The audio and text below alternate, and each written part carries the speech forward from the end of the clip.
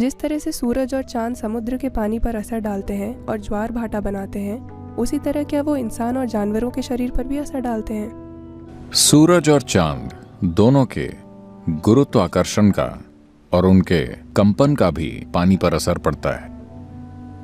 ज्यादातर लोगों को सिर्फ गुरुत्वाकर्षण का असर ही नजर आता है, क्योंकि वरना अभिलाष जैसे नाविक नाव नहीं चला पाएंगे।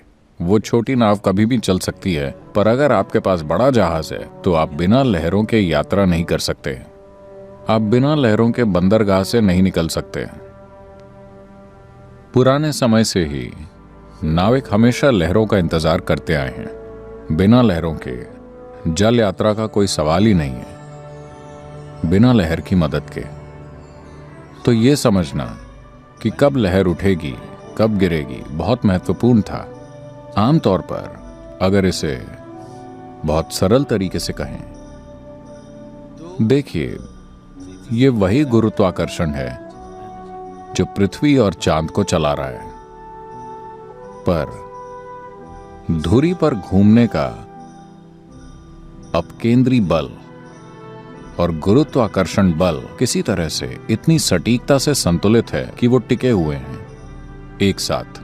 लेकिन असल में सेंटर ऑफ मास एक ही जगह पर होता है, ये दो जगहों पर नहीं होता। तो एक गुरुत्वाकर्षण दो चीजों को, दो खगोलीय पिंडों को चला रहा है। आपको पता है, पृथ्वी भी एक खगोलीय पिंड है। ये एक स्वर्गिक लोक है। आप स्वर्ग में हैं, आप असली चीज भूल रहे हैं। अगर आप मंगल ग्रह पर खड़े हों तो पृथ्वी स्वर्ग जैसी नजर आएगी या नहीं? ये एक स्वर्गिक लोक है, और बेशक ये इस सिस्टम में सबसे अच्छा ग्रह है, कम से कम इस सौर मंडल में। निश्चित तौर पर ये इस सौर मंडल का स्वर्ग है ना? ठीक है, हम इसे बर्बाद कर रहे हैं, वो अलग बात है, पर ये खुद को ठीक कर सकती है। अगर हम गायब हो जाएं तो ये खुद को अच्छे से ठीक कर लेगी। अगर 50-60% लोग यहां से कहीं गायब हो जाएं, मान लीजिए वो मंगल ग्रह पर चले जाते हैं, तो आप देखेंगे पृथ्वी खुद को पुनर्जीवित कर लेगी और अच्छी तरह से फले फूलेगी, क्योंकि इसके पास अब भी पानी है। पानी कहीं नहीं गया है। आप जानते हैं, आप सब पानी की बोतलें ही हैं। 730 करोड़ लोग, मान लीजिए औसतन सबका वजन 60 किलो है। मैं यहां भारी भरकम वजनी लोगों को नहीं गिन रहा हूं, लेकिन मान लीजिए कि औसतन सबका वजन 60 किलो है, और इस 60 में से कम 40 किलो पानी है। इसका मतलब है कि हर इंसान अपने शरीर में 40 लीटर पानी लिए घूम रहा है। 40 गुना 730 करोड़ कितने लीटर हुआ? यह लगभग खुद एक महासागर हो गया। तो पानी कहां गया? ये पूरा यहीं है।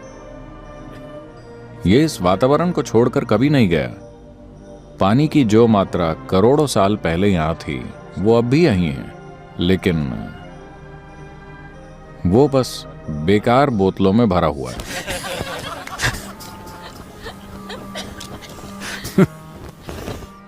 तो सूरज और चांद का असर, गुरुत्व का असर तो नजर आता है, लेकिन कंपन का असर ज्यादातर लोगों को महसूस नहीं होता।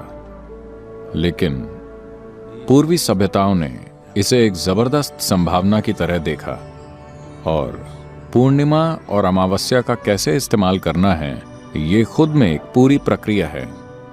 शायद आपको पता हो कि अंग्रेजों के भारत आने से पहले पूर्णिमा या पूरे चांद का मतलब था 3 दिन की छुट्टी। अमावस्या का मतलब था 2 दिन की छुट्टी। तो महीने में कुल 5 दिन की छुट्टियां होती थी। कोई संडे मंडे और ऐसी चीजें नहीं थी, सिर्फ चांद को देखकर। क्योंकि ये कोई गणित की गणना नहीं है, ये जीवन से संबंधित चीज है जो हो रही है। जो भी चांद के या सूरज के साथ होता है, जो भी पृथ्वी के साथ होता है, वो हमारे साथ भी होता है। और उससे तालमेल बनाने के लिए आपको उन दिनों पर काम नहीं करना चाहिए। उन दिनों का इस्तेमाल आप खुद को स्थिर और संतुलित करने के लिए, खुद को ऊंची संभावनाओं तक उठाने के लिए करते थे, और दूसरे दिनों पर काम करते थे। तो ये 2 दिन या इनके बीच भी चांद की अलग अलग कलाओं में अलग अलग तरह का असर होता है। आमतौर पर पानी में लहरें उठने या ज्वार पर ध्यान दिया जाता है। मान लीजिए कल ज्वार 9:30 बजे था। कल वो 9:30 बजे शुरू हुआ था।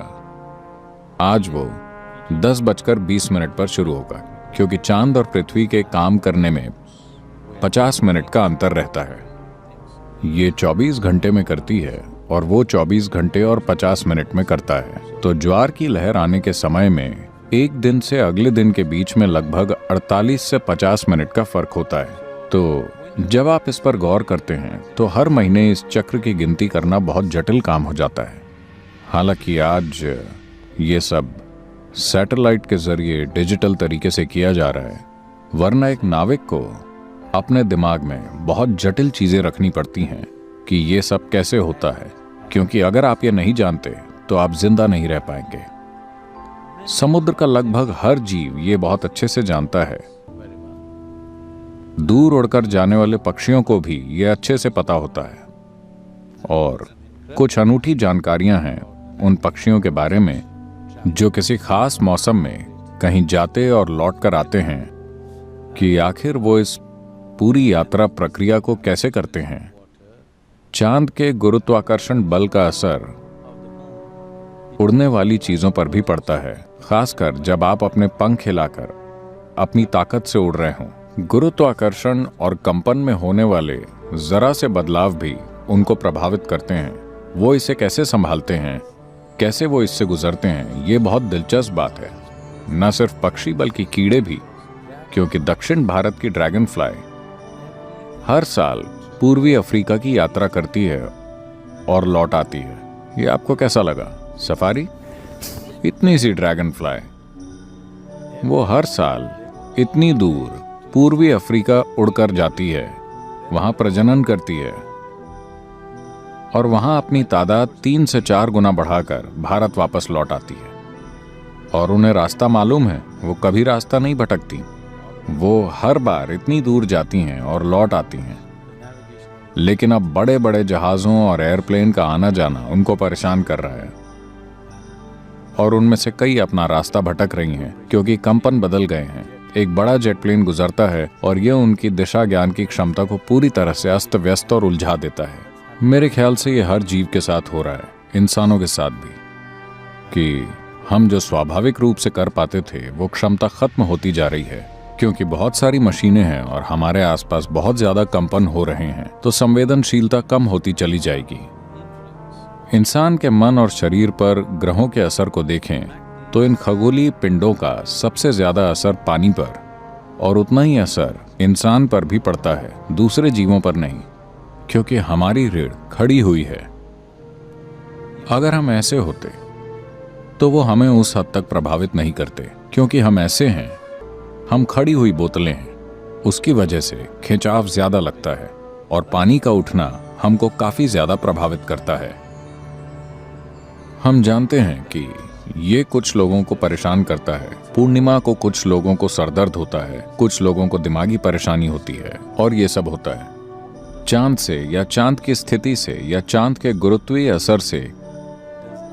मानसिक असंतुलन या सिर दर्द या कोई दूसरी समस्या नहीं होती, ये सिर्फ बढ़ा देता है। ये उस दिन आपको सिर्फ ऊंचा उठाता है, क्योंकि दिमाग पर दबाव ज्यादा हो जाता है, दिमाग में तरल प्रवाह बढ़ जाता है। अगर आप प्रेममय हैं तो आप काफी ज्यादा प्रेममय बन जाएंगे। अगर आप आनंदमय हैं तो आप ज्यादा आनंदमय बन जाएंगे। अगर आप दुखी हैं तो आप ज्यादा दुखी हो जाएंगे। अगर आप ध्यान लगाते हैं तो आप ज्यादा ध्यानमय हो जाएंगे। अगर आप पागल हैं तो आप ज्यादा पागल हो जाएंगे। चांद कोई खास गुण लाने की कोशिश नहीं कर रहा, बस पानी ऊपर उठ रहा है, उसकी वजह से आपका अभी जो भी गुण है वो बढ़ जाता है। तो इंसान के शरीर पर चांद और सूरज की विभिन्न स्थितियों का जबरदस्त असर होता है। अगर हम इसके पूरे विस्तार में जाएं तो ये खुद में एक प्रक्रिया है। जैसा मैंने कहा, आमतौर पर लोग पानी पर पड़ने वाले सिर्फ गुरुत्वीय असर को देखते हैं, न कि कंपन के असर को। लेकिन आज ऐसे बहुत से शोध उपलब्ध हैं जो आपको बताते हैं कि अलग अलग तरह के कंपन या अलग अलग किस्म की ध्वनियों के प्रति पानी अलग अलग तरीकों से प्रतिक्रिया देता है। तो हम जिस तरह की ध्वनियां पैदा करते हैं उसी के मुताबिक पानी अलग अलग आकार, रूप और पैटर्न ले लेता है, जो विभिन्न ध्वनियों के लिए ज्यामितिक दृष्टि से बिल्कुल सही पैटर्न होता है। और आपको पता है कि शेफील्ड यूनिवर्सिटी ने यह शोध कुछ साल पहले किया था। अब लोगों ने मुझे बताया कि नासा ने कुछ छापा है जो बताता है कि उन्होंने सूर्य की ध्वनि को रिकॉर्ड किया है। क्या आपने इसके बारे में सुना है? तो उससे स्पष्ट ओम की ध्वनि आ रही है। तो ये चीजें हमारे लिए नई नहीं हैं। हमने इन चीजों पर गौर किया है क्योंकि इस शरीर की हर कोशिका सूर्य से ऊर्जा प्राप्त करती है। आप इसे कई नाम दे सकते हैं, लेकिन वास्तव में चाहे आप कोयला जलाएं या आप डीजल या पेट्रोल जलाएं या न्यूक्लियर ऊर्जा, आप चाहे जो भी करें, असल में ये सब सौर ऊर्जा ही है जो परिवर्तित होकर विभिन्न तरीकों से जमा हो गई है ना? अगर सूरज ना होता तो यकीनन कोई हाइड्रोकार्बन भी नहीं होते, कोई सवाल ही नहीं उठता है। तो हर चीज जो प्रकृति में हो रही है, जीवन के विभिन्न रूप जो भी आकार और रूप ले रहे हैं, वो काफी हद तक इससे संबंधित हैं कि पानी का कंपन कैसा है आपके अंदर भी। आपके भीतर पानी किस तरह से कंपन कर रहा है, आपका रूप उसी किस्म का होता है। आप जो भी शारीरिक रूप और मानसिक रूप लेते हैं वो काफी हद तक इसी पर निर्भर करता है। और आपका बहुत बहुत शुक्रिया।